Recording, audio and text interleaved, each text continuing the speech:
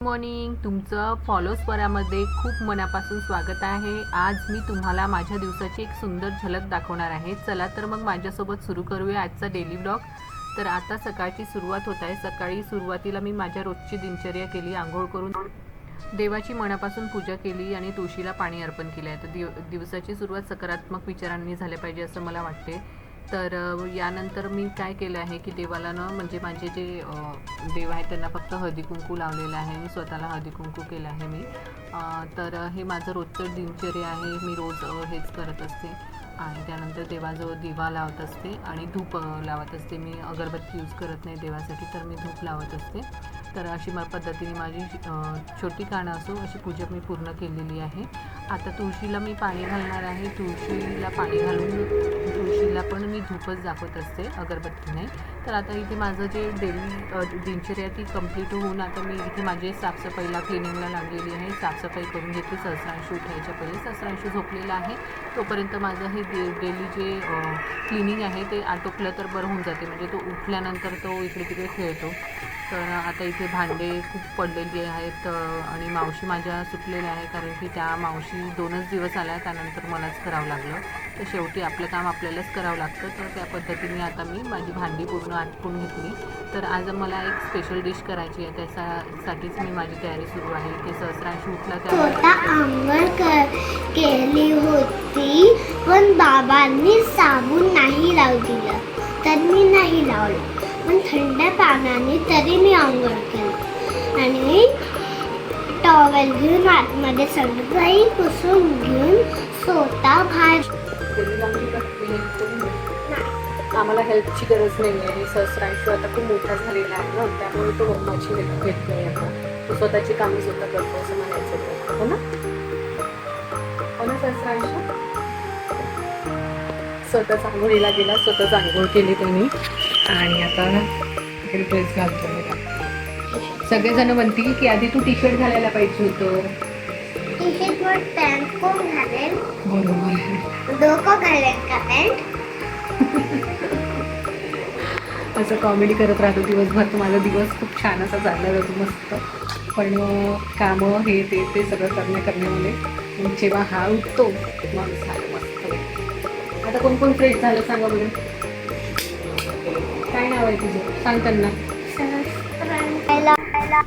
तर आता ही special dish तुम्हाला समजलीच असेल की ही आहे स्पेशल डिश माझी पावभाजी। तर आज मी झटपट अशी बनणारी पावभाजी बनवणार आहे। सहस्रांशूची डिमांड होती की मम्मा आज काहीतरी स्पेशल कर, तर मग मी त्याला विचारलं पावभाजी करू का, तर तो बोलला हो मम्मा पावभाजी कर। तर मग आता इतक्या कमी वेळेत काय करणार, मी स्विगीमधनं ऑर्डर केलं सगळ्या भाज्या आणि पटापट आता ते झटपटच बनवणार आहे मी। म्हणजे एकदम शॉर्टकटवाली ही पावभाजी आहे। तुम्ही पण ट्राय करून बघा। रेसिपी मी तुम्हाला अशी शेअर केली आहे, तर तुम्हाला जर ती आवडली तर तुम्ही नक्की ट्राय करू शकता। तर एकाच कुकरमध्ये हे सगळं काही बनणार आहे, त्यामुळे आपल्याला जास्त भांडी वगैरे काहीच लागणार नाही। आणि मी इथे भाज्या वॉश करून घेते आणि त्यानंतर पटापट कट करणार आहे आणि एकदम 2 मिनिटात लगेच बनणारी ही पावभाजी आहे। म्हणजे माझ्यासाठी तर ही खूप शॉर्टकट पावभाजी आहे। मला कोणी पण पावभाजी जर बनवायला लावलं ना, तर मी 2 मिनिटात त्यांना बनवून देऊ शकते, अशी पावभाजी आहे ही। तर तुम्ही पण ही शेवटपर्यंत बघा कशी आहे मी बनवते आणि तुम्हाला आवडली तर तुम्ही पण नक्की ट्राय करा। आणि तुम्ही कशा पद्धतीने पावभाजी बनवता ते मला नक्की कमेंटमध्ये सांगा। तुमची पण पद्धत कशी आहे ती मला समजली तर मी पण तशी ट्राय करेल नक्की। तर आता इथे मी सगळे मसाले ॲड केलेले आहे। हळद आहे, तिखट आहे, धने पावडर आहे, जिरे पावडर आहे आणि आता मी इथे सुहानाचा पावभाजी मसाला ॲड करत आहे। ते मी आपल्या अंदाजानुसार, भाज्यांच्या अंदाजानुसार घेतलेलं आहे आणि इथे आता स्टव करत आहे, म्हणजे फिरवते भाज्यांना व्यवस्थित पद्धतीने सगळीकडे मसाला लागला पाहिजे असा। आणि आता इथे मी काय करणार ना, हे सगळं मिक्स झाल्यानंतर भाज्यांना थोडं चेक करणार की हा सगळीकडे मसाला व्यवस्थित लागला आहे नाही लागला आहे। आणि आता याच्यामध्ये मी काय करणार की पाणी ॲड करणार, जेवढं मला पाहिजे आहे तेवढं।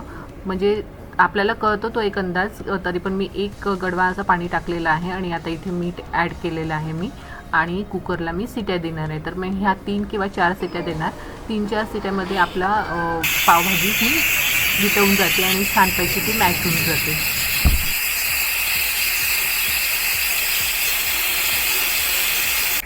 तर आता मी ते 4 सिट्या दिलेल्या आहे कुकरला आणि कुकरच्या 4 सिट्या झाल्यानंतर बघा अशा पद्धतीने तुमची पावभाजी दिसणार तुम्हाला। तर असे जे मी पीस डायरेक्ट टाकले होते, खूप मोठे मोठेच पीस होते माझे, काही छोटे मी पीस करत नाही, मला झटपट करायची असते. तर त्यामुळे झटपट आपण त्यालाच म्हणतो ना, जे आपल्याला पटकन आणि इझी आणि सोपी पद्धतीने होऊ शकेल. तर आता बघा मी आता याला मॅश करणं सुरू केलं आहे. 4 सिटीमध्ये हे व्यवस्थित मॅश होते. बघा तुम्हाला मी जवळून दाखवते की कशा पद्धतीने ते व्यवस्थित मॅश होते. तर याला आपण खडा पावभाजी पण म्हणू शकतो. जर कोणालाही अशा पद्धतीची नसेल आवडत ना, मी त्यांना एक टिप देणार इथे की यावेळेस ना तुम्ही 4 शिट्या करण्याच्या ऐवजी 5 शिट्या करा आणि ते अजून मॅश होईल व्यवस्थित पद्धतीने, म्हणजे त्याला खडा नाही राहणार, एकदमच पेस्ट सारखी ती बनणार. तर ज्यांना तशी आवडत असेल तुम्ही तशी पण बनवू शकता. मला अशी आवडते, एकदम थोडं बाईट आलं पाहिजे असं. तर मी अशा पद्धतीने बनवत असते. तर आता ही माझी पावभाजी व्यवस्थित पद्धतीने मी मॅश करून घेत आहे. तर बघू शकता सगळ्या भाज्या मी ज्या अशा पीसेस मोठे पीसेस कट करून टाकलेले होते ना, त्या बघा आता किती व्यवस्थित पद्धतीने मॅश झाला आणि इतक्या झटपट झाला. पण मी इथे ना एकच गोष्ट विसरली, ते म्हणजे टोमॅटो. मी इथे टोमॅटो ॲड करणं विसरली, पण तुम्ही इथे टोमॅटो ॲड करू शकता जेव्हा तुम्ही भाज्या शिजायला टाकता ना त्यावेळेस. तर मी तो टोमॅटोच विसरली होती, पण तरी पण पावभाजी माझी व्यवस्थित झाली आहे. बघू शकता तुम्ही कसं छान मॅश होणं, ती एकदम सॉफ्ट अशी जी खडा पावभाजी असते ना तशी काइंड ऑफ ती झालेली आहे. तर ही एकदम झटपटवाली पावभाजी आहे. तुम्ही नक्की ट्राय करू शकता ही पावभाजी. तर अशा पद्धतीने माझी आता मी पाव पण शेकून घेते. तर पाव शेकताना तुम्ही काय काय ॲड करता मसाले ते मला सांगा. मी तर जे नॉर्मल असतं ना, तिखट आणि बटर याच्यातच करत असते. आणि आता ही माझी प्लेट रेडी आहे सहस्रांशूला देण्यासाठी. तर हा पावभाजीचा ब्लॉग तुम्हाला कसा वाटला ते मला सांगा. आणि पावभाजीची ही पद्धत तुम्हाला माझी आवडली की नाही ते पण सांगा. तर पावभाजीची प्लेट आता रेडी आहे सहस्रांशूसाठी.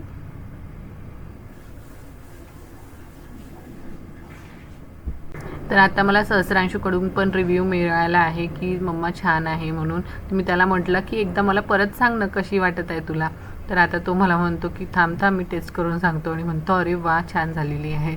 तर सहस्रांशूचे बाबांचं तर मीटिंग सुरू होती आणि त्यांचे एक फ्रेंड पण आलेले होते. तर ते पण आतमध्ये त्यांचं मीटिंग दोघांची सुरू होतं तिकडे. तर आज ते दादा आमच्याचकडे थांबणार होते आणि आज दादांना होता उपवास, त्यामुळे मी आता त्यांची प्लेट तयार करत आहे उपवासाची. तर इथे मी घेतले आहे वेफर्स, त्यानंतर साबुदाण्याचा जो चिवडा असतो ना तो, आणि माझ्याकडे एक मँगो पण होता, तर मी तो मँगो पण त्यांना स्लाईस करून देत आहे. तर अशा पद्धतीने मी त्या दादांची पण प्लेट रेडी केली आहे. तुम्हाला आजचा ब्लॉग कसा वाटला मला नक्की सांगा.